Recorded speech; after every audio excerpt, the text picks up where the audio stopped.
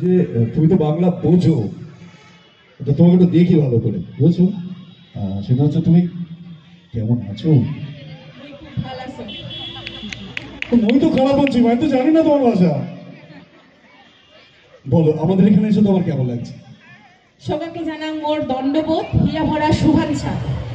আমি বললাম সবাইকে নমস্কার জানাই এবং আমার অন্তর থেকে শুভেচ্ছা সবাইকে।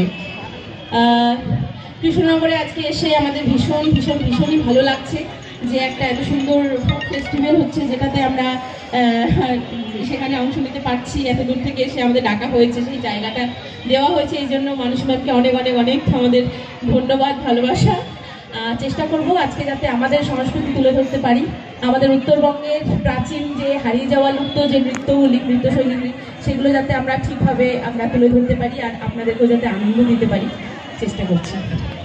চেষ্টা তো করবো, আমাকে একটুখানি তোমার ভাষা শিখিয়ে দেবো, আমার একখানি তো খুব সমস্যা হচ্ছে।